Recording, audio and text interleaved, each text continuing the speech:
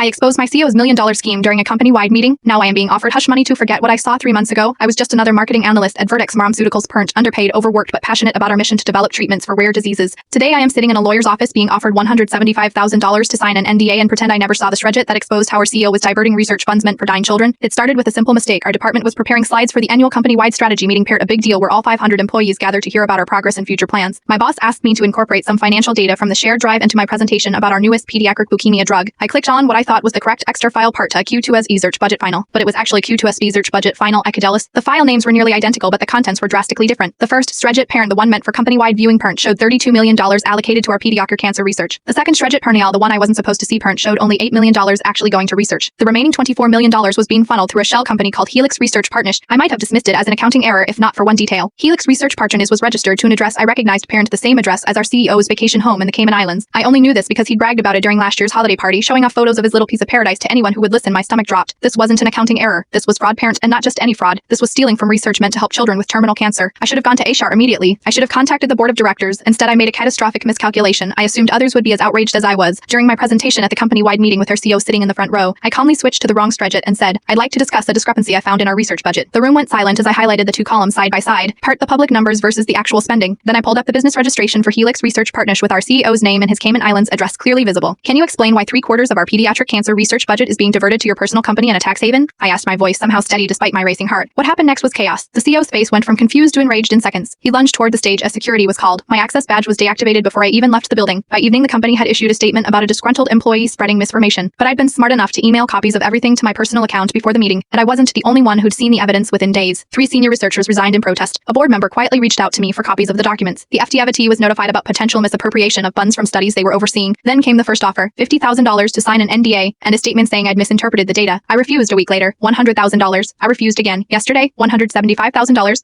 along with a thinly veiled threat about my future employability in the pharmaceutical industry. What they don't know is that tomorrow the story breaks in the Wall Street Journal. 3 other employees have come forward with additional evidence. The FBI's Financial Crimes Division has opened an investigation. The money would change my life. I am 29 with $42,000 in student debt and an apartment I can barely afford now that I am unemployed. $175,000 would solve so many problems, but I keep thinking about why I joined Vertex in the first place. My cousin died of the exact type of leukemia our research was supposed to be addressing. She was 9. I still remember her asking me in the hospital bed 2 weeks before she died if the doctors would find a way to make other kids better, even if they couldn't save her. I told her yes, I promised her. Some promises are worth more than $175,000. The CEO doesn't know that I am meeting with federal prosecutors this afternoon. He doesn't know that his offer of hush money is now evidence of attempted witness tampering. He doesn't know that his little piece of paradise in the Caymans is about to become a lot less peaceful. I may never work in pharmaceuticals again. I may spend the next 5 years in depositions in courtrooms. I may have to move back in with my parents at 29, but somewhere set here is a 9-year-old fighting the same battle my cousin lost, and maybe, just maybe, exposing this fraud means the research money will finally go where it belongs. Paired to giving that child a fighting chance, some whistles need to be blown no matter the cost.